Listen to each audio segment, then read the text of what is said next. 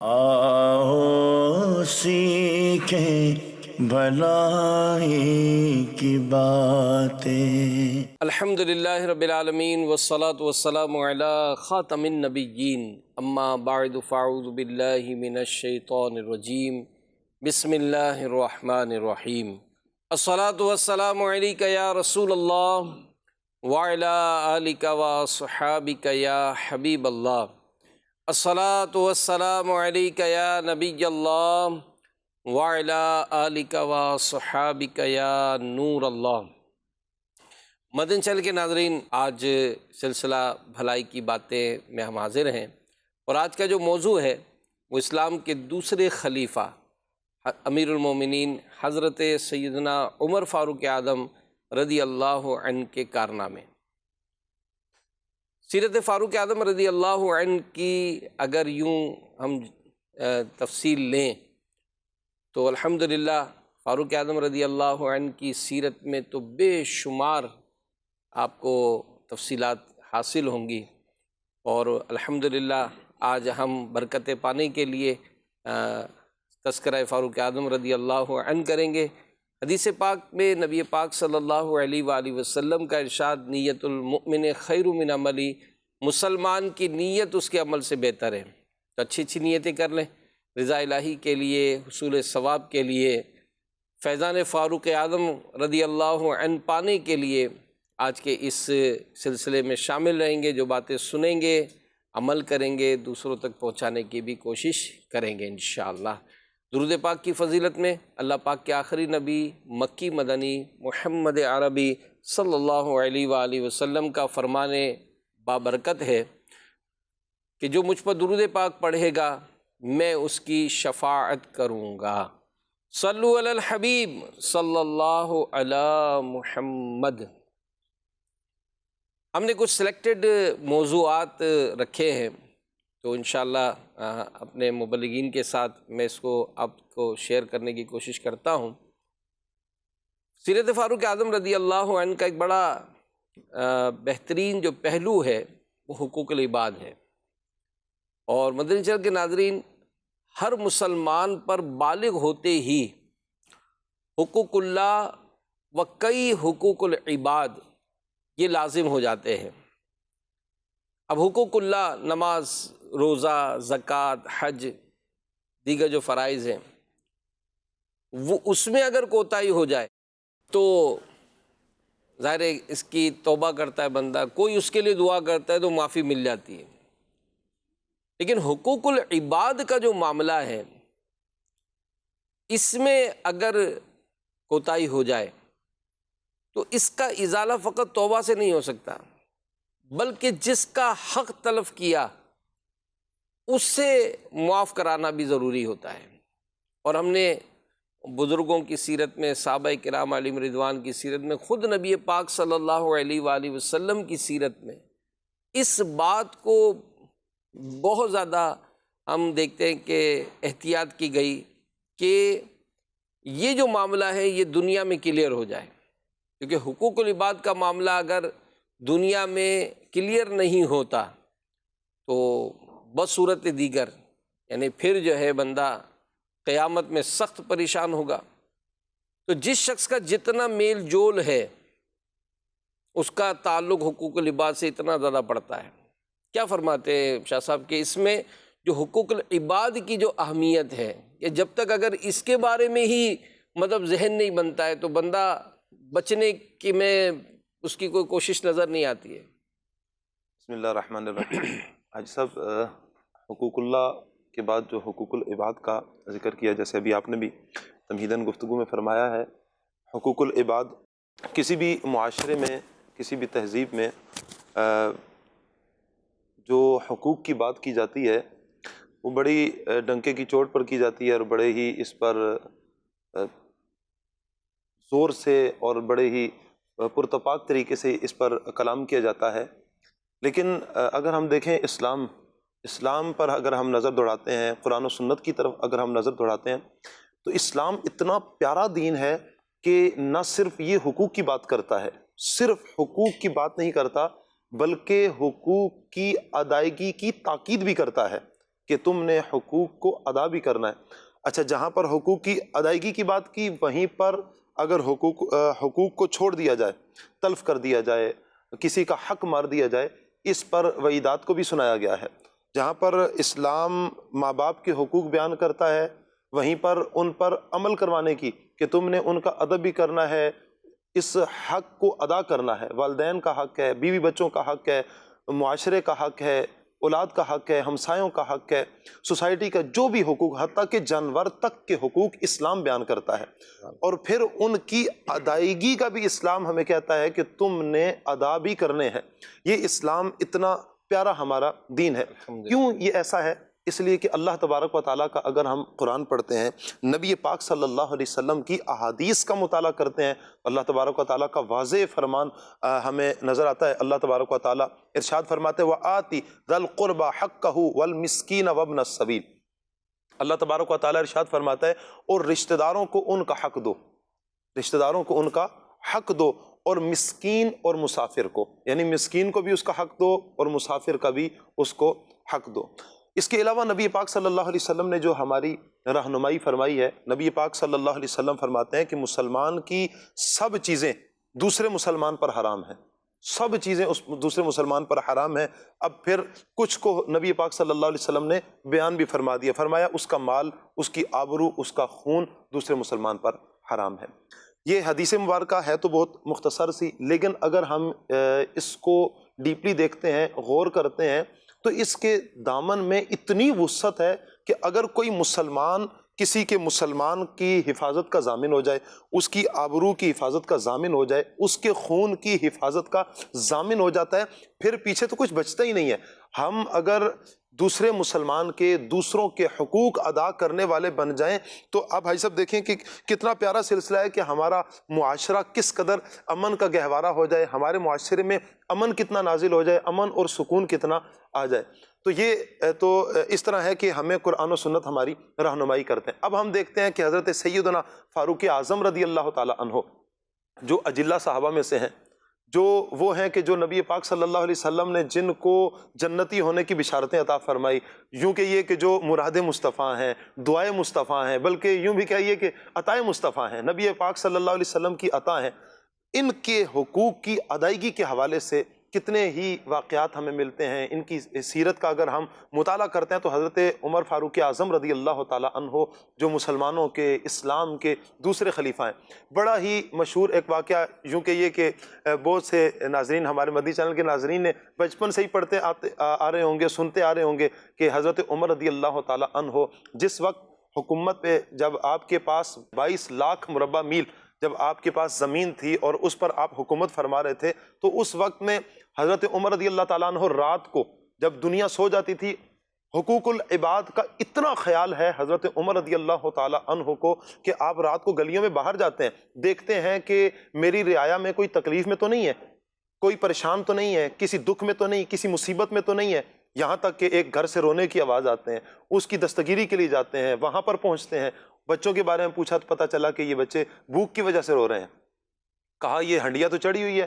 کہا کہ اس میں، وہ اندر سے اماں کہتی ہے کہ اس میں پانی رکھا تاکہ بچے سو جائیں۔ یہاں تک کہ حضرت عمر رضی اللہ تعالیٰ عنہ بیت المال سے پھر خود آٹا بھی لاتے ہیں، دالیں بھی لاتے ہیں، سامان لے کر خود پکا کر بچوں کو اپنے ہاتھوں سے کھلاتے ہیں۔ یعنی اگر ہم اسلام کو دیکھتے ہیں تو جو ہمارے بڑے ہیں، بزرگان دین ہیں، ان کا انداز کتنا پیارا ہے کہ حقوق العباد کا خیال کتنا رکھ رہے ہیں، کتنا خیال رکھ رہے ہیں کہ خود ہی اٹھانا بھی ہے، پکانا بھی ہے، رات کو آپ نے چلنا بھی ہے، گلیوں میں لوگوں کی خیرخواہی کرنی ہے کہ کوئی مسلمان پریشان نہ ہو، کوئی مسلمان تکلیف میں نہ ہو۔ یہ تو دیکھیں حاجی صاحب انسان کی بات، یہاں تک کہ میں نے عرض کی تھی شروع میں کہ جانوروں تک کے حقوق اسلام نے بیان کیے۔ حضرت عمر رضی اللہ تعالیٰ عنہ کا ایک قول ملتا ہے کہ اگر نہر فرات کے کنارے پر بکری کا بچہ بھی اگر پیاس سے مر گیا تو عمر سے پوچھا جائے گا۔ تو اس تک کہ یعنی کہ خوف خدا کا بھی عالم یہ دیکھیے کہ خوف بھی کتنا ہے، اللہ تبارک و تعالیٰ کا ڈر۔ جس وقت اللہ تبارک و تعالیٰ کا ڈر بندے کے سینے میں ہوتا ہے، پھر ایسا وہ بندہ حقوق العباد جو ہے نا تلف نہیں کرتا۔ مدنی چینل کے ناظرین، یہاں پر جو سیرت فاروق اعظم رضی اللہ عنہ کا جو ہم بیان سن رہے ہیں، اس میں یہی ہے کہ آپ بحیثیت خلیفہ، جب آپ خلیفہ بنے تو آپ نے اس معاملے میں ہی شروع میں بیان فرما دیا کہ مطلب جیسے ابھی آپ نے جو روایت بیان کی کہ فاروق اعظم رضی اللہ تعالیٰ عنہ کا یہ مشہور ارشاد ہے کہ نہر فرات پر اگر ایک بکری کا بچہ بھی مر گیا تو عمر رضی اللہ تعالیٰ عنہ سے قیامت کے دن اس کی باز پرس کی جائے گی۔ تو اب جو جتنا اس میں میل جول ہے، جتنا اس میں لوگوں سے تعلق ہے، تو یہاں یہی دیکھا جائے گا کہ وہ اس معاملے میں کتنی احتیاط کرتا ہے کہ فاروق اعظم رضی اللہ تعالیٰ عنہ سے مطلب وہ ان کا ارشاد ملتا ہے کہ عمر اگر رات کو سوتا ہے تو اللہ پاک کی عبادت نہیں کر پاتا، اللہ اکبر۔ عمر دن کو سوتا ہے تو لوگوں کی خبر گیری یا ان کے معاملات کو پورا نہیں کر سکتا، تو عمر سو کیسے سکتا ہے؟ تو یہ جو ذمہ داری کا جو ایک بوجھ ہوتا ہے کہ انسان جب ایک ذمہ دار بنایا جاتا ہے تو وہ اپنی ذمہ داری کا حق ادا کرے۔ تو اب یہاں پر ظاہر اگر ہمارے ساتھ مدنی چینل کے جو ناظرین ہیں وہ اگر غور کریں اور سوچیں تو گھر میں سرپرست ہوتے، بالکل۔ اب بعض ایسے ہوتے ہیں کہ بالکل لاپرواہ ہوتے ہیں، گھر والے کہتے ہیں بھائی اس کی شادی کر دو تو یہ سیٹ ہو جائے گا۔ اب شادی کر دو تو سیٹ ہو جائے گا، یہ تو شادی ہونے کے بعد بھی سیٹ نہیں ہوا بھائی، کہ ہونا تو یہی چاہیے کہ شادی ہوئی تو گھر پہ کچھ ٹائم پر آ جائے، وہی دوست یاروں میں گھوم پھر رہے ہیں۔ تو یہ احساس کہ اگر میری شادی ہوئی تو اب میرا جو ایک رشتہ قائم ہوا ہے کسی کے ساتھ تو وہ بھی تو معاملات پورے کرنے ہیں، ان کے ساتھ بھی تو کچھ ٹائم دینا ہے۔ بچوں کے معاملات اگر دیکھے جاتے ہیں تو کئی ایسے ہوتے ہیں جو بچوں کو یعنی وہ آتے ہیں تو بچے سوئے ہوئے ہوتے ہیں، اور جب بچے جاتے ہیں تو ابا سو رہے ہیں، تو پتہ چلے کہ ایک ہفتے بعد ملاقات ہو رہی ہے۔ تو ایسا نہ ہو کہ ہم مطلب اس معاملے میں جن جن سے تعلق ہے ان سے ہمارا جو کنیکٹیوٹی ہے یہ پازیٹیو ہونی چاہیے کہ ہم جو ہے اس معاملے میں کتنی احتیاط کرتے ہیں۔ اور جیسا کہ آپ نے واقعات بیان کیے، ایسے کئی واقعات ہیں۔ ایک مرتبہ ایک صحابی رضی اللہ تعالیٰ عنہ آپ فرماتے ہیں کہ میں نے دیکھا کہ فاروق اعظم رضی اللہ تعالیٰ عنہ یہ گھر سے نکلے، فجر کی نماز کے بعد کسی طرف تشریف لے گئے، تو میں ان کے پیچھے پیچھے چل پڑا۔ دیکھا کہ گھر میں آپ داخل ہوئے اور تھوڑی کی دیر کے بعد گھر سے نکل آئے، تو کہا میں نے وہاں نشانی لگائی، اور نشانی لگا کر جو ہے وہ میں آ گیا۔ جب دن کا اجالا ہوا تو میں وہاں پہنچا تو ایک بڑھیا وہاں رہتی تھی۔ میں نے اس سے پوچھا کہ ایک بڑھیا تیرے گھر صبح کوئی آیا تھا؟ کہا ہاں، ایک بھلا آدمی آتا ہے صبح، اور میں چونکہ معذور ہوں، میرے گھر میں کوئی بھی نہیں ہے، تو گھر میں آ کر وہ میری صفائی ستھرائی کر جاتا ہے۔ اب یہ خلیفہ یہ رعایا کی مطلب خبر گیری کر رہے ہیں، ان کے بارے یہ کس قدر احتیاطیں کر پا رہے ہیں۔ تو حقوق العباد کا معاملہ بڑی روایت ہے نا کہ اگر کسی بے سینگ بکری کو کسی سینگ والی بکری نے ٹکر ماری تو قیامت کے دن اس کا بھی حساب لیا جائے گا۔ تو وہ چیز اگر پیدا ہو جائے کہ میرا جن سے تعلق ہے، میرا جن سے واسطہ ہے، تو مجھے قیامت کے دن اس کا حساب دینا پڑے گا، یہ احساس اگر پیدا ہو جائے۔ میں سمجھتا ہوں ایسا یہ صرف احساس کی بات ہے۔ جی اگر ہمارے اندر یہ احساس پیدا ہو جائے، ہمارے معاشرے میں جو خرابیاں ختم ہی ہو جائیں۔ جس وقت بندے کے اندر یہ احساس پیدا ہو جائے گا کہ میں شادی شدہ ہوں، میری بیوی کے حقوق ہیں مجھ پر، میرے بچے ہیں تو مجھ پر میرے بچوں کے حقوق ہیں، پڑوسیوں کے معاملات رہتا ہوں تو میرے پڑوسیوں کے حقوق ہیں مجھ پر، میں ایک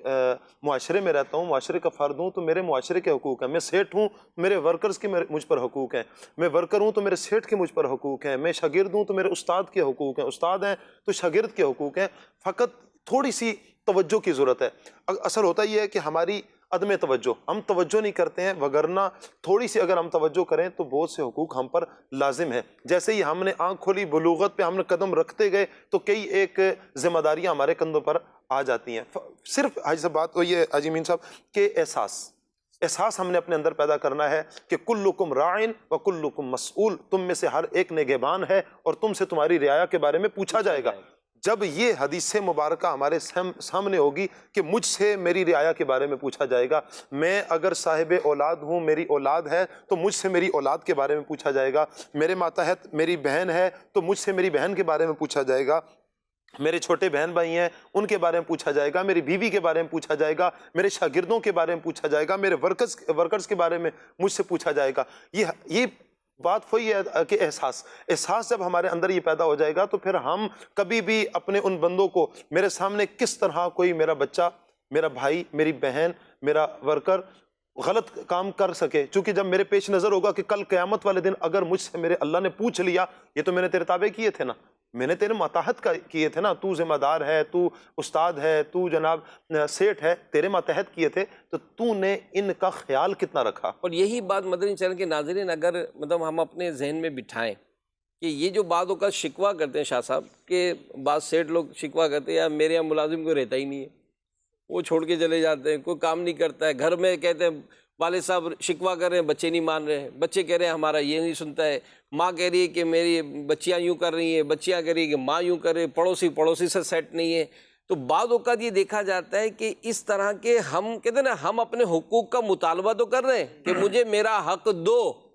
لیکن یہ دیکھا جائے کہ مجھے جتنوں کو حق دینا ہے کیا میں حقوق دے رہا ہوں کہ نہیں دے رہا ہوں؟ کیا فرماتے ہیں؟ جو ہمارے شاہ صاحب ارشاد فرما رہے تھے اسی سے متعلق اگر، اور جو ہمارا موضوع بھی حضرت سیدنا فاروق اعظم رضی اللہ تعالیٰ عنہ، کہ ہم احساس کریں کہ لوگوں کے کون کون سے حقوق مجھ پر آتے ہیں، اپنا ڈیمانڈ کرتے رہنا کہ میرا حقوق، میرے حقوق، میرا کام، یہ تو سب کو آتا ہے اور آسان بھی ہوتا ہے، لیکن مجھ پر کس کس کے کیا حقوق ہے، اور پھر وہی بات جو حضرت کے احساس کرنا کہ ہم غور ہی نہیں کر رہے ہوتے، ہم اس پر غور کر رہے ہوتے کہ یہ دیکھو یہ میری بیوی میرے ساتھ صحیح نہیں کر رہی، بچے میرے ساتھ صحیح نہیں کر رہے، میرے کولیگ صحیح نہیں کر رہے، سارا غور و فکر ادھر ہو رہا ہوتا ہے۔ ادھر تو شاید ہم غور ہی نہیں کرتے کہ میں کس کس کے ساتھ حقوق ادا کر رہا ہوں، میں کس کس کے ساتھ درست چل رہا ہوں۔ حضرت سیدنا فاروق اعظم رضی اللہ تعالیٰ عنہ کہتے تقریباً 22 لاکھ مربع میل پر آپ کی حکومت ہے، اتنا بڑی ریاست، اگر ہم ذرا سوچیں کہہ لینے میں بڑا آسان ہے، اتنی بڑی ریاست اور اس کے انتظام انصرام کتنے مسائل ہوتے ہوں گے،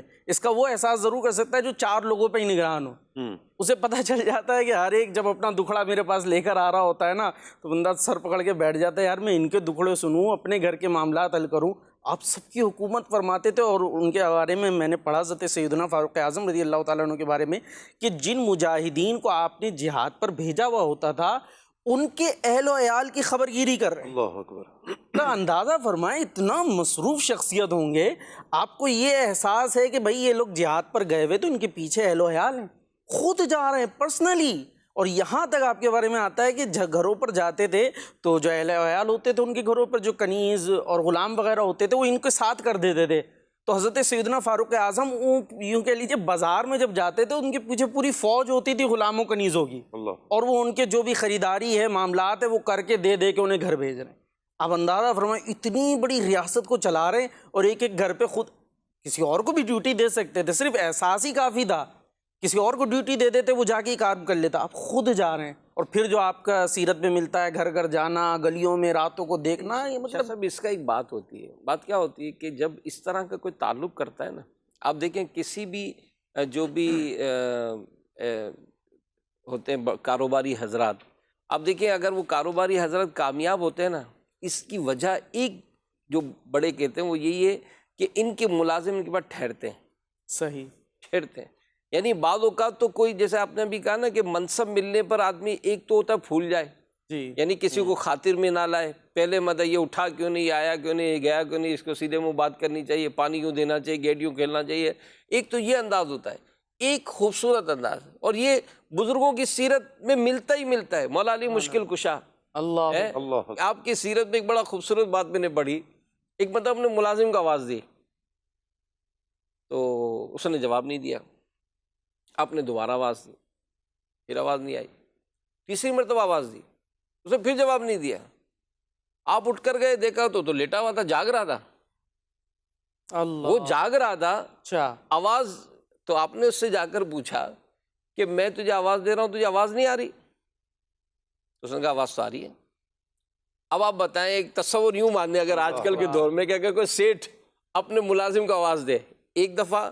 2 دفعہ، 3 دفعہ،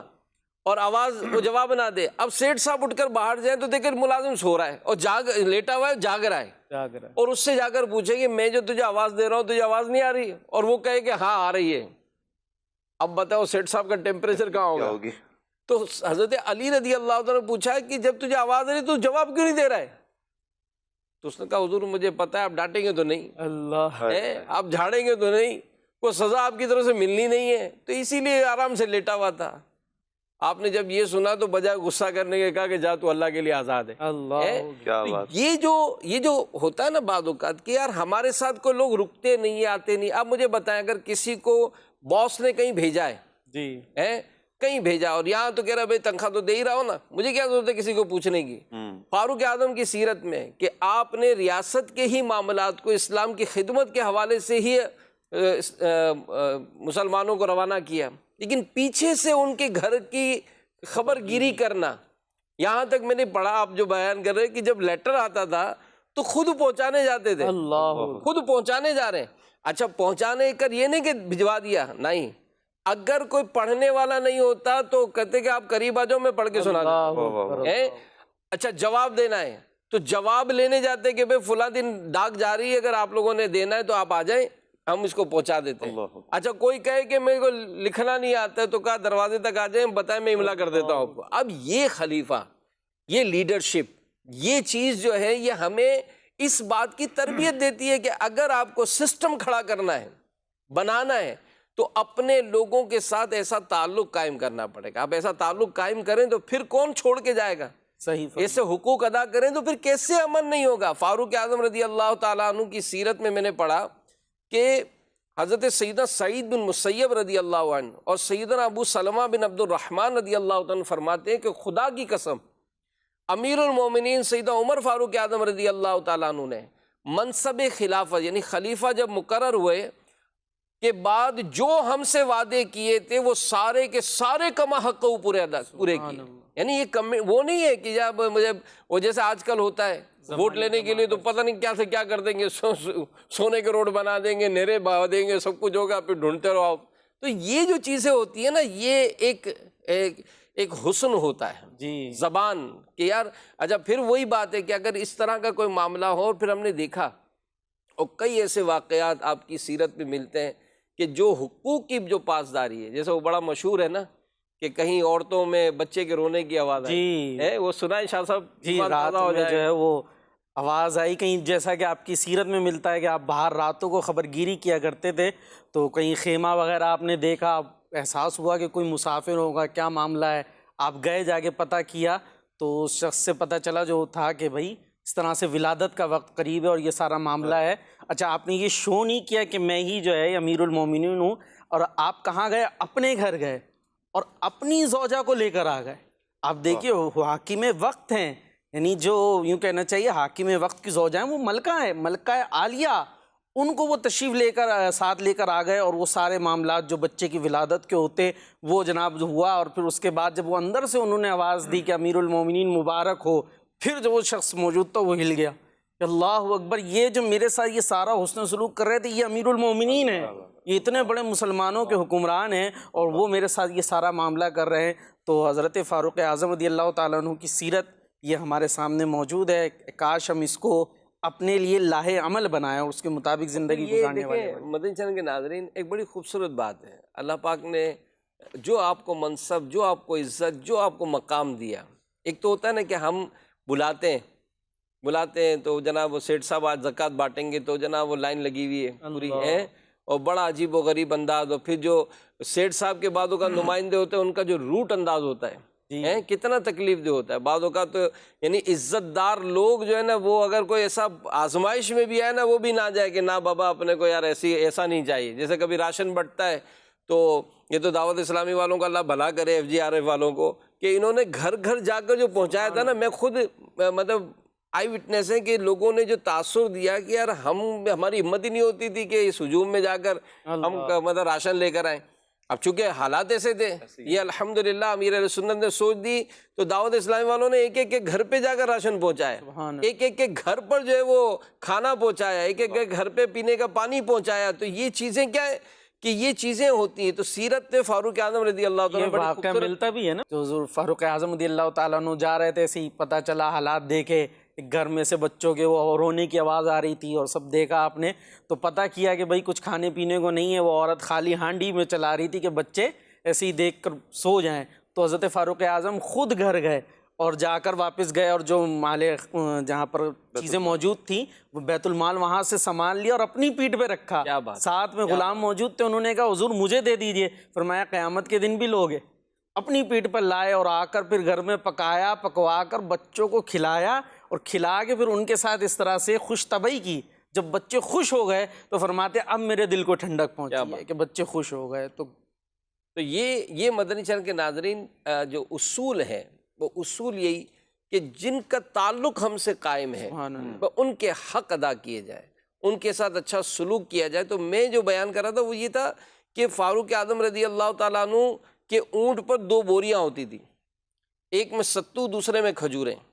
سواری میں آپ کے آگے پانی کا مشکا اور پیچھے ایک بڑا پیالہ دھرا ہوتا. آپ جہاں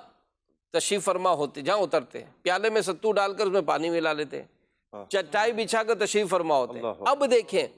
کہ جو آپ سے اپنا مسئلہ حل کرانے آتا صرف مسئلہ حل نہیں کرتے بلکہ اس کو کھلاتے پلاتے اس کو ستو بھی پلاتے تھے. میں بات یہ کر رہا تھا کہ یہ کتنا خوبصورت انداز ہے کہ یہ جو کام کرنا ہے یہ نہیں ہے کہ یار میرا احسان ہے کہ میں ان کو دے رہا ہوں، یعنی اس طرح سے عاجزی اور انکساری کے ساتھ اپنے انداز کو اختیار کرنا. تو جب اس طرح کا جو معاملہ ہوتا ہے تو پھر جو رعایا کے معاملات اور جو آپ کے یعنی ایون کہ آپ اس کو گھر میں لے لیں، صحیح گھر میں لینا. اور امیر اہل سنت ماشاءاللہ مدنی مذاکروں میں ایسی بہت ساری باتوں پر ہمیں تربیت فرماتے ہیں کہ اگر گھر کا ماحول ہے، آپ کہیں دعوت کر رہے ہیں، جب گھر میں بیٹھیں جو اچھی سی بوٹی ہے، کوئی اچھا سا آلو ہے، کوئی ایسا کھانے پینے کا آئٹم ہے تو نکال کر ڈال دیں اپنی بیٹوں کے پلیٹ میں، اللہ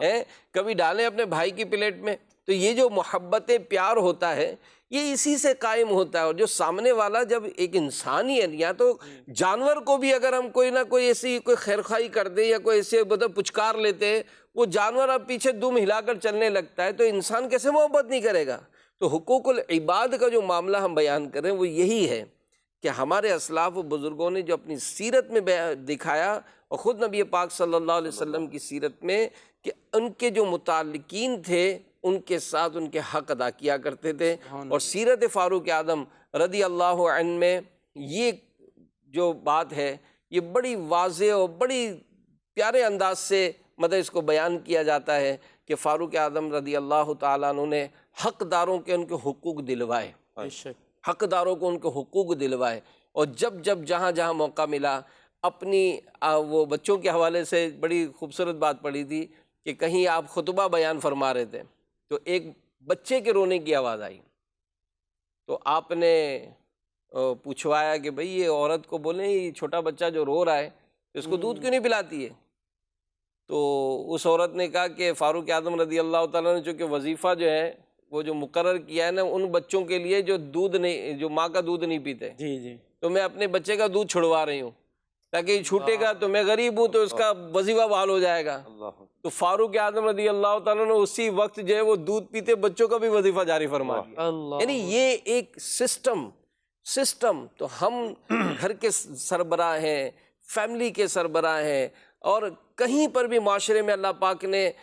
کوئی بھی ایسا مقام دیا ہے تو اگر ہم اپنے متعلقین کے اور پھر جس کا بھی ہو، ایسا نہیں کہ جناب مجھے لیڈرشپ نہیں ملی، ہر ایک جس کے ساتھ تعلق ہوتا ہے. ہمارے آقا صلی اللہ علیہ وآلہ وسلم ایک صحابی رضی اللہ عنہ کے ہمراہ تشریف لے جا رہے تھے، 2 مسواک آپ نے درخت سے توڑی، جو سیدھی تھی وہ اپنے صحابی رضی اللہ تعالیٰ عنہ کو عطا فرمائی، اور جو تھوڑی جھکی ہوئی تھی تو اس کو اپنے لیے رکھ لیا. تو وہ صحابی رضی اللہ عنہ عرض کرتے ہیں کہ آقا یہ جو خمدار ہے جو جھکی ہوئی ہے یہ مجھے دے دیں، اور یہ جو سیدھی مسواک ہے یہ آپ رکھ لیں. تو کہا کہ وہ ہے نا کہ رفیق کے متعلق پوچھا جائے گا، تو چونکہ آپ میرے ساتھی ہیں، میرے رفیق ہیں، تو آپ کا حق یہی بنتا ہے کہ جو میں اپنے لیے پسند کروں آپ کے لیے. سبحان اللہ. اور یہاں جو وظیفے کے حوالے سے بھی آپ نے بات کی کہ بچوں کا وظیفہ آپ نے مقرر فرمایا، تو یہ چونکہ ہم سیدنا فاروق اعظم رضی اللہ تعالیٰ عنہ کے کارناموں کے حوالے سے بھی بات کر رہے ہیں، تو یہ آج تک حضرت فاروق اعظم رضی اللہ تعالیٰ عنہ نے جو اصول اور قوانین اور یہ وظائف وغیرہ مقرر کرنا، یہ جو لاز بنائے تھے، یہ غیر مسلم ممالک میں بھی باقاعدہ عمر لا کہہ کر نافذ ہیں. وہ غیر مسلم بھی آج تک اسے کہتے ہیں عمر لا. اور یہ جو وظائف وغیرہ جیسے آپ نے بیان کیا کہ بچوں کے وظائف، بڑوں کے وظائف، اچھا اس میں بھی آپ دیکھیں چونکہ ماشاءاللہ مال آ رہا تھا تو اب ایسا نہیں کہ جناب خزانہ بھرتا جائے اور پھر اس خزانے کو ذاتی خزانہ بنا لیا جائے، یہ نہیں، بلکہ چونکہ مال آ رہا ہے تو ٹھیک ہے جی مسلمانوں میں تقسیم ہو، ان کے وظائف باندھے جا رہے ہیں اور وظائف ان کو دیے جا رہے ہیں، ان کے مال میں شریک کیا جا رہا ہے، اور پھر یہاں سے ہم وہ بھی لے لیتے ہیں کہ جناب اگر آپ سربراہ ہیں اور آپ کے پاس اچھی اس کی آمدنی ہے اور اس طرح کے معاملے ہیں، تو بعض جگہ دیکھا جا رہا ہوتا ہے جناب وہ اپنی اولاد پر خرچ کرنے کے معاملے میں جناب وہ ہاتھ کھینچ رہے ہوتے ہیں۔ اچھا اولاد بھی اولاد ہے، پاگل تو نہیں ہے، اس کو بھی بہت نظر آ رہا ہوتا ہے کہ جناب ماشاءاللہ اچھے خاصی انکم ہے، سب کچھ صحیح ہے، لیکن وہی اولاد جو ہے وہ ٹکے ٹکے کو بیچاری بعضوں کا سسک رہی ہوتی ہے۔ تو پھر اب وہی جو بات ہو رہی تھی محبتیں کہاں سے پیدا ہوں گی؟ آپ کتنے بھی فضائل بتائیں، کچھ بھی بتائیں، لیکن اس میں شاہ صاحب تھوڑا یہ ہے کہ اب چونکہ مدنی چینل پہ اولاد بھی بیٹھی ہوگی، ابا بھی بیٹھے ہوں گے، آمنے سامنے ہی ہوں گے، تو پتہ چلے بعد میں ایک دوسرے کو دیکھ رہے ہیں کہ دیکھو صحیح تو کہہ رہے ہیں۔ تو یہاں پر بسا اوقات ایسا بھی ہوتا ہے تو اولاد کو دیتے ہیں نا تو پھر وہ ایسی جگہ پہ خرچ کرتی ہے کہ جہاں پھر اور دکھ ہوتا ہے۔ جی یار یہ اگر ابھی اس کو 100 روپے دیے، پتہ چلے وہ ایسی چیز لے کر آئے جس کو سدھارنے کے لیے 500 روپے خرچ کرنے پڑیں گے۔ تو بعض اوقات ایسا بھی ہوتا ہے جی والدین کا یہ جو منع کرنا، اب جیسے چھوٹی عمر ہے، ابھی لائسنس بنا نہیں ہے، کہتا ہے موٹر سائیکل دلا کر دو، بھائی موٹر سائیکل کیسے دلا دیں؟ آپ کا بھی لائسنس نہیں بنا، آپ جا کر ابھی جیسے آپ کے دوست جو ہے ون ویلنگ کرتے ہیں آپ شروع کر دیں گے، تو بعض اوقات ایسا بھی ہوتا ہے۔ جی جی بعض اوقات نہیں بلکہ ہم تو یہی کہیں گے کہ چھوٹے جو ہیں وہ بڑوں کی اس طرح کی ممانعت کو یوں نہ لیا جائے کہ یہ ظلم کر رہے ہیں اور ہمیں محتاج کر رہے ہیں۔ ہاں یہاں بڑوں کو البتہ اتنا ضرور دیکھنا چاہیے کہ جہاں پر ایک انداز سے ان کی جو ہے وہ حوصلہ افزائی ہوتی ہو اس معاملے میں کریں۔ تو مدنی چینل کے ناظرین، سیرت فاروق اعظم رضی اللہ تعالیٰ، جیسا بھی شاہ صاحب نے جو بیان کیا، میں واقعی یہ میں دعوت دے دوں کہ فیضان فاروق اعظم، یہ مکتبۃ المدینہ کی دو کتابیں ہیں، اس کی 2 والیوم ہیں، بڑی زبردست کتاب ہے، اور خاص کر والیوم نمبر 2 جو ہے، اس کو اگر آپ اسٹڈی کریں آپ حیران ہو جائیں گے۔ یہ جو شاہ صاحب فرما رہے ہیں کہ اس وقت اگر غیر مسلم کے جو وہ قوانین جس کو ہم مطلب ماڈل کے طور پہ بیان کرتے کہ دیکھو وہ کیسا خیال کرتے ہیں، ہمارے بزرگوں نے 1400 سال پہلے اپنی سیرت میں ان سب چیزوں کو نافذ کر کے دکھایا، اور اسلام کی ایک زبردست ریاستیں جو ہے وہ اس میں قائم ہوئیں، مسلمانوں نے بہت ترقیاں کی ہیں۔ تو ان چیزوں سے الحمدللہ تربیت حاصل کرنی چاہیے، اور اللہ کی رحمت ہے دعوت اسلامی کے ماحول میں شاہ صاحب میں نے اس معاملے کو بہت دیکھا۔ سبحان اللہ۔ نگران شورا کا ماشاءاللہ بڑا خوبصورت یہ انداز ہے، سیرت فاروق اعظم اور سیرت عمر بن عبدالعزیز۔ سبحان اللہ۔ یہ 2 سیرتیں ایسی ہیں کہ جن پر اگر ہمارے جو بڑے ہیں جتنے بھی جو انجمنیں اور چلاتے ہیں، اگر یہ اس انداز کو اختیار کریں تو اس کی خوب برکتیں ملے گی۔ میں یہاں پر ایک سلسلے کو اور آگے بڑھاؤں گا۔ سیرت فاروق اعظم، اسلام کے دوسرے عظیم خلیفہ فاروق اعظم رضی اللہ تعالیٰ عنہ، آپ کی سیرت کا یہ جو دوسرا ایک پہلو جس پر آج ہم تذکرہ کریں گے وہ یہ تھا کہ آزادی رائے، یعنی اپنی جو بات ہے اس کو بیان کرنے کا جو دائرہ تھا، جو ایک ماحول تھا، وہ بہت وسیع تھا۔ یعنی کسی بھی شخص کو حق بات کہنے کی یہ کھلی اجازت تھی، یعنی ایک لیڈر کو کس وقت کیا کہنا ہے، اگر وہ حق بات ہے تو وہ ضرور کہی جائے۔ بلکہ فاروق اعظم رضی اللہ تعالیٰ عنہ کی سیرت کے میں جو ایک بڑا اہم موضوع ملتا ہے وہ یہی ہے کہ آپ نے جب خلیفہ بننے کے بعد ہی جو پہلا خطبہ ارشاد فرمایا، اس میں بھی آپ نے اسی طرح کا اظہار فرمایا کہ اگر مجھے کہیں پر بھی تم کوئی ایسا غیر شرعی معاملہ کرتے دیکھو تو بالکل میری اصلاح کرو۔ بلکہ یہاں تک فرمایا کہ مجھے وہ شخص بڑا محبوب، بڑا پسند ہے کہ جو میری اصلاح کرے۔ جی شاہ صاحب۔ بسم اللہ الرحمن الرحیم۔ حاجی صاحب، بات یہ ہے کہ اگر ہم یہ سلسلہ سمجھیں، بزرگان دین کی جو سیرت ہے اس کا مطالعہ کرنے کے بعد اگر ہم کچھ لیں اپنے اوپر، خدا را ہم اصلاح کا دروازہ بند نہ کریں۔ ماشاءاللہ۔ یہ صورتحال اس صورت میں ہوتی ہے کہ جس وقت ہم اصلاح کا دروازہ بند کر دیتے ہیں۔ جب کوئی ہماری اصلاح کرتا ہے اور ایک اچھے انداز سے، جو علماء نے ایک طریقہ کار بیان کیا ہوا ہے کہ اصلاح کس طرح کرنی ہے، بعض اوقات اصلاح کے نام پر وہ جو سامنے والے کی عزت کی دھجیاں اڑائی جاتی ہیں، وہ ایک علیحدہ امر ہے، وہ ایک علیحدہ ٹاپک ہے۔ لیکن جو ایک طریقہ کار ہے، ہم اگر اپنی اصلاح کا دروازہ بند کر لیں گے تو ہمارے قریب بھی کوئی نہیں آئے گا، پھر ہم گمراہیت کی طرف جا سکتے ہیں، ہم پھر گناہوں کی وادیوں میں تو ہم جا سکتے ہیں، لیکن جو نیکیوں کا نور ہے ہم اس طرف نہیں آئیں گے۔ تو ہم اپنے اوپر اس کا دروازہ بند نہ کریں۔ آپ اس طرف دیکھیں کہ ایک اتنے بڑے خلیفہ اجلا صحابہ، اتنے بڑے صحابی جو نبی پاک صلی اللہ علیہ وسلم نے جن کو جنتی ہونے کی بشارت عطا فرمائی، اور کیا کچھ اللہ تبارک و تعالیٰ نے ان کو نہیں عطا فرمایا، یہاں تک کہ حضور کا جو فرمان ہے اسلام کو یہ اللہ عمر بن خطاب کے ذریعے عزت عطا فرما، تقویت عطا فرما، یعنی کہ وہ اتنے بڑے صحابی، اتنا بڑا مقام، اتنا بڑا مرتبہ، لیکن وہ خطبے میں کیا فرما رہے ہیں؟ وہ یہی فرما رہے ہیں کہ اگر تم مجھے ایسا پاؤ تو میری اصلاح کرتے رہنا، مجھے بتا دینا میری وہ، بلکہ یہاں تک حضرت فاروق اعظم رضی اللہ تعالیٰ عنہ کے جو مجمع میں ایک عورت نے کھڑے ہو کر پوچھ لیا تھا، کوئی مسئلہ چل رہا تھا جس پہ عورت نے کہا تھا، اور حضرت عمر رضی اللہ تعالیٰ نے فوراً اپنی اس بات سے جو آپ کا موقف تھا اسے رجوع فرمایا تھا۔ کہیں کوئی آپ پہنتے ہیں، کپڑے پہنتے ہیں، کھڑے ہو کر رعایا میں سے کھڑا ہو کر پوچھ لیتا ہے حضور یہ نئے کپڑے کہاں سے آئے ہیں؟ تو یعنی کہ اتنا آزاد کر دیا ہوا تھا کہ آپ پوچھ سکتے ہیں، یعنی کہ جو آپ کو حق ہے آپ اس کے بارے میں پوچھ سکتے ہیں۔ اچھا، یہ سارا کس لیے ہے؟ یہ سارا سلسلہ اسی لیے تھا کہ تاکہ ہماری آخرت بچ جائے، ہماری آخرت سنور جائے، ہماری عاقبت کی جو ہے نا بہتری ہو جائے، اسی لیے انہوں نے اجازت بھی دی ہوئی تھی، اور لوگ پھر دیکھیں کہ پوچھتے بھی تھے، ایسا نہیں کہ پوچھتے بھی نہیں تھے، پوچھا بھی کرتے اس تھے۔ حوالے سے ایک واقعہ بیان کیا جاتا ہے، اور یہی کتاب فیضان فاروق اعظم میں لکھا ہے کہ حضرت سیدنا فاروق اعظم یعنی ایک ماحول کریٹ کیا، جو بھی بات ہو رہی ہے نا، یہ اصل میں مطلب جو حاکم ہے، جو اوپر والا ہے، اگر وہ نیچے والوں کو تھوڑا حوصلہ دے گا تبھی وہ بات کریں گے۔ اگر حاکم یا جو اوپر ہے وہ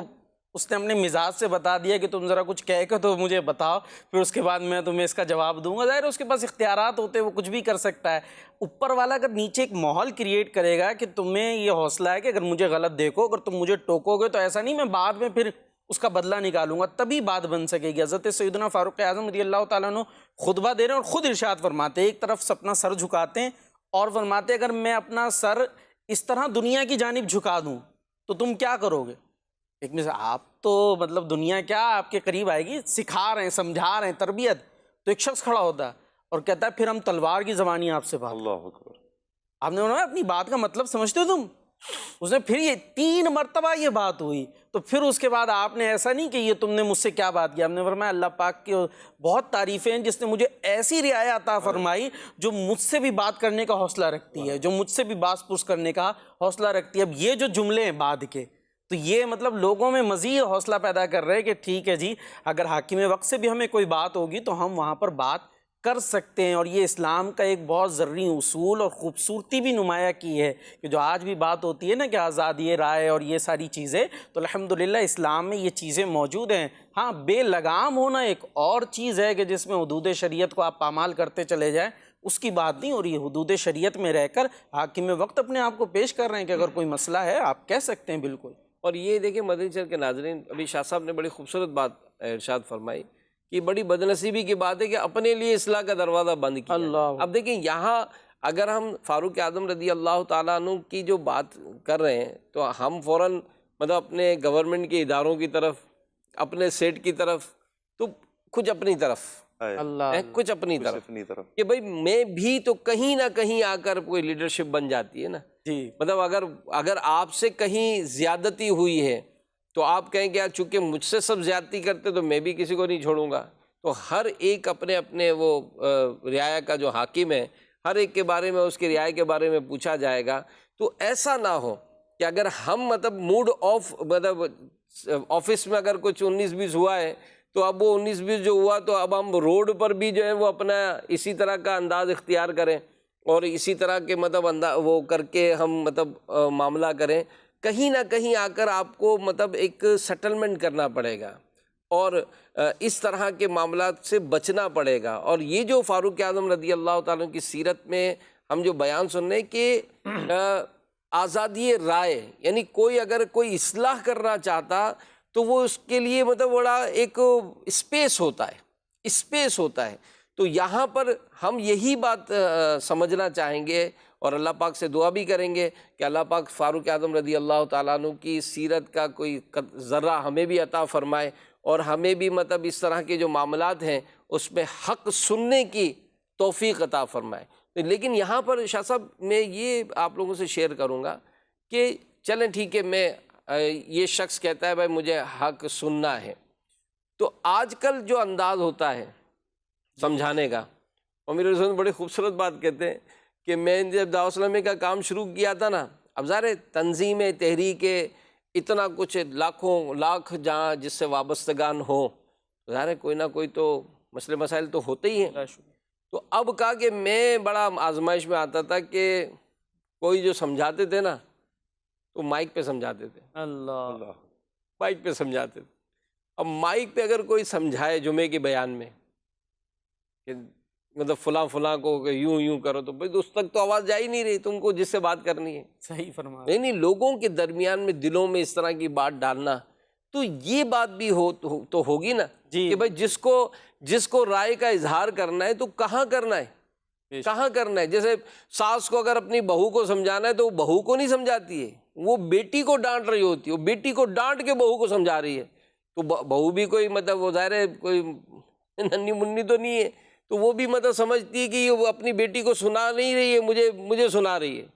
تو اسی طرح مطلب وہ بہو بھی پیچھے نہیں ہوتی ہے کہ اگر اس کو ساس سے کچھ کہنا ہوتا ہے تو اپنے بچوں کو پیٹ رہی ہوتی ہے، بچوں کو کہہ رہی ہوتی ہے، تو ساس بھی سمجھ جاتی ہے کہ اپنے بچے کو میری وجہ سے ہی پیٹ رہی ہے۔ تو یہ بڑا عجیب و غریب گھر کا ماحول بن جاتا ہے۔ تو اگر ہم آزادی رائے، تو اس کی ایک لمیٹیشن ہے نا، جی جی کہ جو بھی آپ مطلب آزادی چاہتے ہیں اس کی ہر ایک کی اپنی لمیٹیشن ہے، تو اس کو کس انداز سے آپ کہیں، اور کس انداز سے مین چیز اصلاح ہونی چاہیے نا۔ جی آپ نے بڑی خوبصورت بات فرمائی۔ یہ جو بات ہے نا، مین چیز اصلاح ہونی، جس وقت یہ ہوگا نا کہ مجھے اصلاح بندے کرنی، کی ذلیل اصلاح نہیں کرنی، بے عزت نہیں کرنا ہے، ہاں اس وقت پھر یوں کہہ لیجیے خود سمجھ آ جائے گی کہ میں نے کس طرح سے اس کو سمجھا۔ اور جب اصلاح مقصود نہیں ہے، مقصود یا تو اب ہر طبقے میں لے لیجیے اپنی واہ واہ ہے کہ ٹھیک ہے یہ نامور شخصیت ہے، اس سے اگر کچھ خطا ہو گئی، اگر میں بھی کہیں پہ کھڑے ہو کے یوں کر دوں گا تو اس کی بھی لوگ سنتے، تو اس کی مقبولیت میں سے کچھ مجھے بھی حصہ مل جائے گا کہ لوگ سنیں گے مجھے بھی کہ جناب میں یہ اس پہ بول رہا ہے۔ تو اگر یہ مقصود ہوں گے تو پھر آدمی یہ تھوڑی جائے گا کہ چپ چاپ اس کے پاس جائے اور اس کے پاس بیٹھے کہ حضور یہ آپ سے یوں غلطی ہو گئی ہے، اس کو دیکھ لے۔ تو یہ ہے کہ جناب میں بھی اس طرح بولوں گا اس مشہور شخصیت پہ، دو چار جو ہے لوگ مجھے بھی سننے والے آ جائیں گے۔ تو پھر تو، اور پھر اسی طریقے سے جب وہ آزادی رائے کی بات آ رہی ہے، پھر تو غیبتیں بھی ہوں گی، پھر بہتان بھی ہوں گے، پھر یہ وہی جو بھی بات ہوئی تھی کہ آزادی رائے ضرور ہے لیکن اس کی لمیٹیشن ہے، اس کا طریقہ کار ہے، اور اگر آپ نے اس کو پامال کیا تو پھر وہ آزادی رائے نہیں، پھر وہ فتنہ ہوتا ہے۔ فتنہ جو بات ابھی ہوئی ہے وہ پھر فتنہ ہو رہا ہوتا ہے، پھر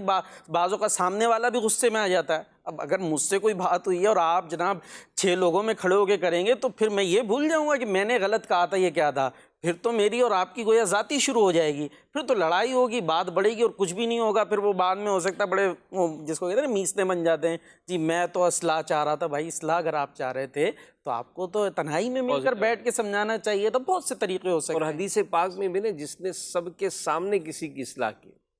اس نے اس کو خراب کیا، اور جس نے اکیلے میں اصلاح کی اس نے اس کو زینت بخشی۔ بالکل تو یہ ایک بڑا معاشرے کا ایک سلگتا ہوا موضوع ہے کہ اگر ہم کو کہیں پر بھی اپنا کوئی اظہار کرنا ہے تو بعض اوقات ہوتا ہے حضور کہ یہ جب اس قسم کا اظہار ہو جاتا ہے نا، انسان اپنے بہت سے لوگوں کو بھی مطلب سمجھے کہ ضائع بھی کر دیتا ہے، ضائع کر دیتا ہے۔ اب کمپنیز میں، آپ اپنے گھروں میں، ایون کہ اپنی اولاد میں بھی اگر بڑے بیٹے کو سمجھانا ہے تو وہ چھوٹوں کے سامنے نہ سمجھائے۔ اگر آپ کو بچیوں کو سمجھانا ہے تو اس کی بھی ایک اپنی انداز ہوگا۔ تو بہرحال یہ ایک موضوع تھا ہمارا کہ فاروق اعظم رضی اللہ تعالیٰ کی سیرت میں اس کے بڑے واقعات ملتے ہیں، اور ہمارے شاہ صاحب نے اس ابتدائی میں 2-3 واقعات کو سمرائز کر کے بیان کیا تھا کہ اس طرح کا جب موقع ہوا فاروق اعظم رضی اللہ تعالیٰ عنہ کو جب بیان ہوا تو آپ نے اس کی وضاحت بھی فرمائی، اور پھر ایسا نہیں ہے کہ اگر خلیفہ ہیں تو پھر اس کا بدلہ لیا جا رہا ہے، بلکہ اس کا ایک پازیٹیو اور انداز اس میں ایک اختیار بڑی اچھی آپ نے جو توجہ دلا دی بعد میں کہ اصلاح کا پھر طریقہ ہوگا۔ اب چونکہ ہم نے جو واقعات بیان ہوئے وہ فاروق اعظم رضی اللہ تعالیٰ عنہ ممبر پر ہیں اور سامنے یوں بات ہو گئی، تو اب یہ کوئی اس سے سبق لے کہ ٹھیک ہے جی اگر مجھے اپنی مسجد کے امام صاحب سے کوئی مسئلہ ہے تو اس جمعے میں جو ہے نا، اب جب وہ ممبر پہ ہوں گے تو میں کھڑا ہو جاؤں گا اور پوچھوں گا جی یہ کیوں ہے۔ تو وہی بات نہیں ہے، وہ وہاں خود ترغیب دے رہے ہیں اور یہ سارا معاملہ وہ ہمیں سکھا رہے ہیں، اور یہ بھی ہمیں شریعت نے سکھایا ہے کہ آپ نے اگر اصلاح کرنی ہو تو یہ نہیں کہ آپ امام صاحب ممبر پر بیٹھے ہوئے ہیں اور وہاں جا کر آپ جو ہے ان سے دو بدو ہو جائیں، اس کا ایک پراپر طریقہ کار ہوتا ہے، اس کے مطابق جو ہے وہ پھر ہم نے اصلاح کی بات کرنی ہے۔ صلو علی الحبیب صلی اللہ علی محمد۔ فاروق اعظم رضی اللہ تعالیٰ عنہ اسلام کے دوسرے خلیفہ، مسلمانوں کے دوسرے خلیفہ، آپ کے جو سیرت میں جو آپ کے ایک زبردست کارنامے ہیں، ان کارناموں میں تعمیرات، عہد فاروقی کی تعمیرات، یہ ایک بڑا خوبصورت موضوع ہے۔ اور فاروق اعظم رضی اللہ تعالیٰ عنہ کے جو زمانہ مبارک تھا اس میں کئی طرح کی تعمیرات ہوئیں، اور اس کا تعلق فلاح و بہبود سے۔ فاروق اعظم رضی اللہ تعالیٰ عنہ نے ضرورت محسوس کی کہ عوام کی فلاح و بہبود کے لیے فلاں فلاں تعمیرات ہونی چاہیے، تو الحمدللہ فاروق اعظم کی سیرت میں ہے کہ آپ نے وہ تعمیرات کرائیں اور کئی شہروں کو آباد فرمایا۔ بلکہ ایک بڑی خوبصورت اس میں کیلکولیشن ہے کہ فاروق اعظم رضی اللہ تعالیٰ عنہ کے دور میں 1036 شہر ما مضافات یہ فتح ہوئے، اللہ 4000 مساجد تعمیر ہوئیں، اللہ اکبر، 4000 کنیسے تباہ کیے گئے، 1900 ممبر تیار ہوئے۔ اللہ تو یہ فاروق اعظم رضی اللہ تعالیٰ عنہ کی جو مبارک دور تھا، اس دور میں آپ کی جو تعمیرات کا جو سلسلہ ہوا، تو یہ ایک بڑا خوبصورت جملہ آیا کہ مسلمانوں کی فلاح و بہبود کے لیے آپ نے اس معاملے میں بڑا کام کیا۔ جی، اور جو تعمیرات کے حوالے سے آپ یہ ساری کیلکولیشن بتا رہے تھے، اس کے اندر جو ممبروں کی بات ہوئی اور مساجد کی بات ہوئی، تو اس طرف بھی خاص طور پہ توجہ گئی کہ یہ مساجد اور ممبر اور یہ ساری چیز کی جو تعمیرات ہے، یہ اس کا انداز حضرت فاروق اعظم رضی اللہ تعالیٰ عنہ کی سیرت میں ہمیں مل رہا ہے۔ یعنی آپ باقاعدہ جو ہے حاکم وقت تھے اور ان چیزوں میں آپ دلچسپی لے رہے ہیں اور یہ سب تعمیرات کروا رہے ہیں، تو اب ہمیں بھی اس سے کچھ حصہ لینا چاہیے سیرت فاروق اعظم سے، اور کچھ نہ کچھ جو تعمیرات کا سلسلہ الحمدللہ دعوت اسلامی کے تحت بھی خود دام المساجد جو ہے وہ پوری مجلس موجود ہے اور مختلف جگہوں پر مساجد کی تعمیرات کا سلسلہ جاری ہوتا ہے۔ تو یہ سیدنا فاروق اعظم رضی اللہ تعالیٰ عنہ کی سیرت ہے، گویا مساجد تعمیر کرنا اور پھر مؤذن وغیرہ ان کے جو ہے وہ باقاعدہ وظیفے مقرر کرنا، یہ حضرت فاروق اعظم رضی اللہ تعالیٰ عنہ کا طریقہ کار رہا ہے۔ تو ہمیں اس میں حصہ ملانا چاہیے کہ مسلمانوں کی فلاح و بہبود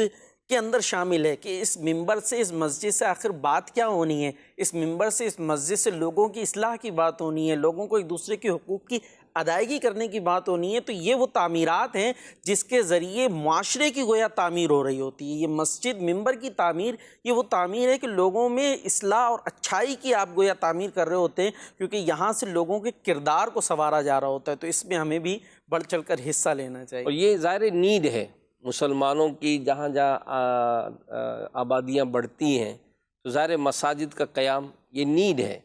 اور الحمدللہ جیسا کہ ابھی شاہ صاحب بھی فرما رہے ہیں کہ دعوت اسلامی ان شعبہ جات کو باقاعدہ ایک الگ ڈپارٹمنٹ بنائے اور ڈپارٹمنٹ بنا کر ان میں کام کرنے کی کوشش کی جائے۔ لیکن سیرت فاروق اعظم رضی اللہ عنہ کے فلاح و بہبود، یعنی جو سرائے خانے اور اس طرح کا بھی کوئی سلسلہ ہوا۔ حضرت سیدنا فاروق اعظم رضی اللہ تعالیٰ عنہ جہاں پر محراب و منبر کا سلسلہ، وظیفوں کا سلسلہ، امام مؤذن کے وظیفوں کا سلسلہ، یہ اپنی جگہ پر، اور پھر جہاں پر دیکھیں یہ سب رعایا ہو، بڑے ہوں، عوام ہو، وہاں پر کئی ایک مسائل بھی جنم لیتے ہیں۔ وہیں پر سیدنا فاروق اعظم رضی اللہ تعالیٰ عنہ نے ایک بہت بڑا بازار بنوایا جہاں سے مسلمان خرید و فروخت کا سلسلہ کرتے تھے، اور وہاں پر پولیس والوں کو منتخب فرمایا، پولیس بنائی اپنی۔ پھر جہاں پر جرائم کا سلسلہ ہو، ان جرائم کی روک تھام کے لیے کہ جرائم ختم ہوں، اچھا پھر اس کے لیے جو جرائم پیشہ افراد ہیں ان کے لیے جیل خانوں کا سلسلہ بنایا۔ مہمان آتے ہیں یا مسافر آتے ہیں ان کے لیے سرائے بنائے گئے کہ تاکہ کوئی آتا ہے، گزر رہا ہے، اس کے لیے سرایہ ہو، وہ رات گزار سکے، وہ اپنے معاملات درست کر سکے۔ اس کے علاوہ چونکہ ملک ہے 22.5 لاکھ مربع میل ہے، اس کے لیے 2 طرح کی تو فوجیں آپ رضی اللہ تعالیٰ عنہ نے بنائی۔ ایک وہ کہ جو ہر وقت دشمن کے سامنے ڈٹ کر کھڑی ہے، اور دوسری وہ کہ جو اندر کے معاملات دیکھ رہی ہے۔ اس کے علاوہ کئی ایک ان کے حضرت سیدنا فاروق اعظم رضی اللہ تعالیٰ عنہ کے تعمیراتی کام ہمیں ملتے ہیں۔ بہرحال حضرت سیدنا فاروق اعظم رضی اللہ تعالیٰ عنہ کا کوئی بھی تعمیری کام ہے وہ ہمارے لیے ضرور ایک مشعل راہ ہے، اور ہونا بھی چاہیے کہ اتنا کچھ کر رہے ہیں، لیڈرشپ ہے اور لیڈر ہیں، لہٰذا ہم میں سے کہ جو بھی لیڈر ہے، چاہے والد ہے، چاہے استاد ہے، چاہے شاگرد ہے، کسی بھی اعتبار سے جس کے ماتحت افراد ہیں، وہ ان بزرگان دین کی سیرت کا مطالعہ کر کے اپنے اندر وہ چیزیں لانے کی کوشش کریں. جس طرح کہ ابھی حاجی امین صاحب فرما رہے تھے کہ نگران شورا دو ہستیوں کا تو کثرت سے ذکر فرماتے ہیں، سیدنا فاروق اعظم رضی اللہ تعالیٰ عنہ کا اور حضرت عمر بن عبدالعزیز رضی اللہ تعالیٰ عنہ، ان کا ذکر فرماتے ہیں. تو لہٰذا یہ سارا کیا ہے؟ ہماری اصلاح کے لیے، ہماری فلاح کے لیے، ہماری کامیابی کے لیے. لہٰذا ہمیں بزرگان دین کی سیرت کا مطالعہ کرنا چاہیے اور پھر اس پر عمل کرنے کی کوشش کرنی چاہیے. اور یہ کیا ہوتا ہے، جو نیڈ ہے، جو ضرورت ہے، وقت حالات کی جو ضرورت ہے، کہ اگر مثال مسلمانوں کا سب سے جو مبارک سفر ہوتا تھا وہ مکہ مدینے کا سفر ہوتا تھا. اب وہ مسافر آتے تو تھے، ٹھہرے کہاں؟ تو مہمان خانے بنائے. پھر جناب دارالدقیق میں نے ایک لفظ پڑھا اس پہ، اچھا، کہ چونکہ یہ کثرت سے جمع ہوتے تھے ظاہر ہے آٹا، تو آٹا جمع کرنے کے گودام بنائے. پھر جناب وہ دارالامارہ، کہ اگر وہ سیاسی جو نظام تھا، اتنے 40 سے زیادہ ملکوں میں جو معاملات تھے، اس کو ڈیل کرنے کے لیے باقاعدہ یہ بنایا گیا. پھر جناب دیوان بنائے گئے جہاں پر یہ ڈاکومنٹس وغیرہ رکھے جاتے تھے. پھر جناب بیت المال قائم کیے گئے، پانی کی سبیلیں بنائی گئیں. میں بدر چینل کے ناظرین آپ کو ضرور عرض کروں گا کہ آج بدقسمتی سے ہماری جو نسلیں ہیں، ان کو ہم مطلب بیرون ملک پڑھانے کے لیے بھیجتے ہیں، جہاں ہمارے ان بزرگوں کی سیرت کو نہیں پڑھایا جاتا. اپنے آپ کو بھی اور اپنے بچوں کو بھی ان بزرگوں کی سیرت کو پڑھانے پہ لگائیں، تاکہ ہم اپنے بزرگوں کی حالات سے پتہ چلے کہ انہوں نے کتنے بڑے بڑے کارنامے کیے ہیں. کہ آج جن ممالک کی ہم مثالیں دیتے ہیں کہ جناب وہاں یہ سہولتیں ہی 1400 سال پہلے ہمارے بزرگوں نے کر کے دکھایا، پورا سسٹم بنا کر فاروق اعظم رضی اللہ تعالیٰ عنہ نے اپنے دور حکومت میں یہ قائم فرمایا. اللہ پاک کی ان پر رحمتیں ہوں اور ان کے صدقے ہماری بے حساب مغفرت ہو، اور ہمیں سیرت فاروق اعظم سے حصہ نصیب ہو. اللہ پاک ہم سب کو عمل کی توفیق عطا فرمائے. آمین بجاہ نبی الامین صلی اللہ علیہ وآلہ وسلم. صلو علی الحبیب صلی اللہ علی محمد.